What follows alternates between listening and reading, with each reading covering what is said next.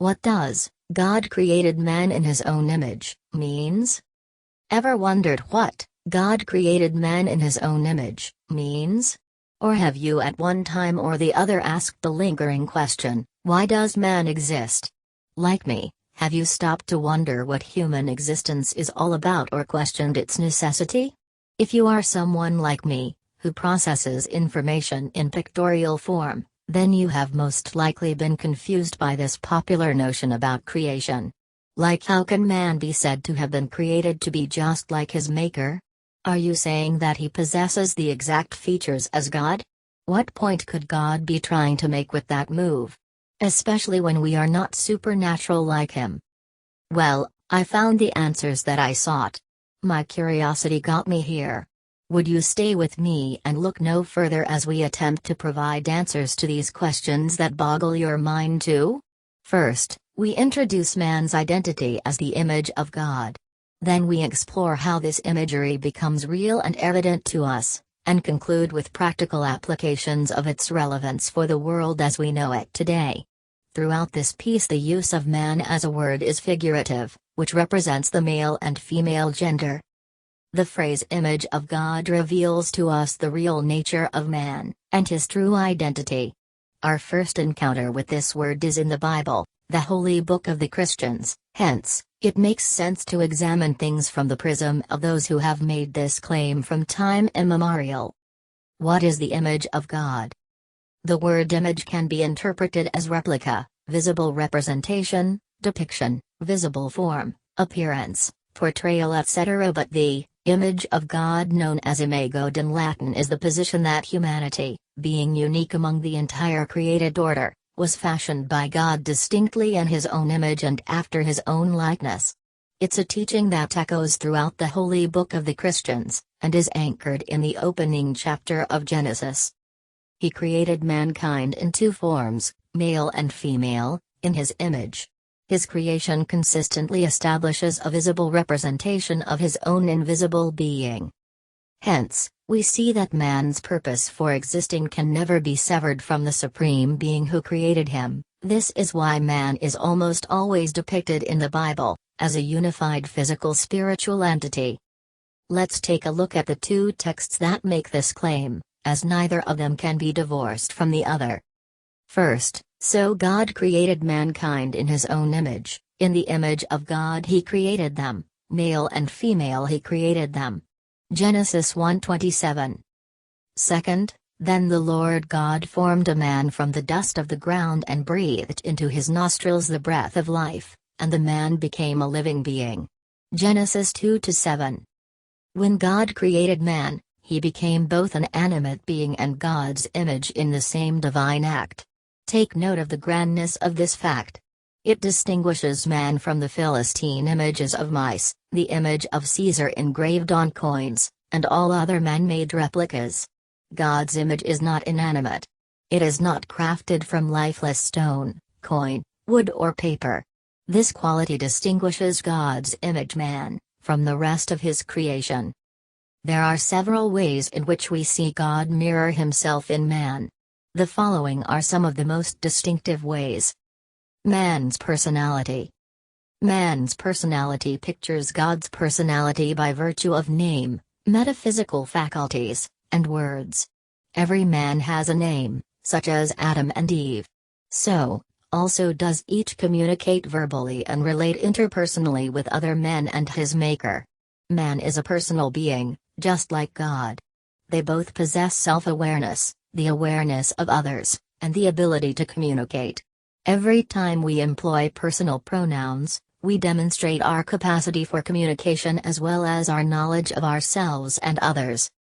The life of man reflects the utmost strength and life of God. Both God and man are living beings with capacities for action, influence, and accomplishment. Man's volition and intelligence. Man shares intellectual, emotional, and volitional faculties with his maker. He thinks, wills, chooses and feels just like God. Both beings are self-aware. We are aware of our position in time and space. We reflect on the past and look forward to the future. We have feelings apart from our basic physical needs. We are desiring and making free decisions that are not necessarily dictated by instinct or circumstance. Man's morality. Man's morality pictures God's supreme morality. Like God, man is a moral being that has moral capacity and moral character. Man instinctively knows and perceives good and evil. He morally evaluates himself and others. He derives this from God, who apart from him, he cannot have a sense of morality. Truth, justice, right and wrong only have meaning in relation to God and exist because he framed reality this way. It reflects his own moral nature. This distinguishes us from animals, who act solely on instinct and thus lack moral agency. Dominion over the earth. Man's position of dominion over other creatures corresponds with God's sovereign rule over all of creation, General 1:26, and let them have dominion. This is no license to act like environmental despots who plunder and destroy the ecosystem at will. We also shouldn't behave as though we aren't separate from the rest of creation and have no authority to alter or utilize it. God has freely given us these resources, and we are expected to develop them in ways that honor Him and are beneficial for others. The productivity of man. Man's labor and productivity aligns within squares with God's creative work. At creation, God worked for 6 days and rested on the seventh. This pattern of work followed by rest is consistent with both God and man. The human dignity. Given that God created everything in the universe, we imply that it all has value. However, because man is made in God's image, he has intrinsic worth that is greater than anything else in the universe. Hence, we can safely conclude that every human life is sacred. From the moment of conception down to the moment of death, irrespective of its potentials, accomplishments, or special characteristics. It is also the reason why murder has been regarded as the worst crime against another person in almost all historical cultures. To harm, maim, or kill another person is to assault the image of God in that person. Take note that man is God's image, created in his likeness, rather than his equal. He is limited, whereas God is limitless.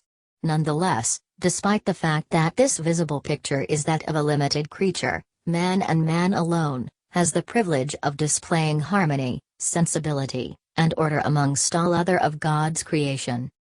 Conclusion. Being made in the image of God is not as abstract or unbelievable as it seems, it is in fact a relatable fact. Man was made in God's image by design, and his identity is intrinsic to his very nature as a human being. The Holy Book of Christians, which serves as our reference, speaks of God as having eyes, ears, a mouth, a face, hands and arms, a mind, and a heart because he has the capacity to see, hear, speak, feel, think, and act. All of these reflect the divinely intended purpose of man's body. He painstakingly fashioned man's body in his image. Consequently, if man were to cease to be in God's image, he would invariably cease to be completely human. This underscores the truth that all men and women are valuable and all humans are equal, and this provides the basis for how we ought to relate to and treat each other. The human race is honorable. Thankfully, man is not a product of chance that randomly evolved from primates, as the theory of evolution suggests. If such were the case, man would have no sense of worth or purpose. It wouldn't matter if we treated people like garbage. It wouldn't matter if the powerful oppressed the weak and the rich abused the poor. After all, evolution means survival of the fittest. But the Bible teaches that man is a thoughtful creation of God, and as such, he has worth and purpose for life. He was created for God's glory, to be God's vice-regent, and to have dominion over all of God's other creations.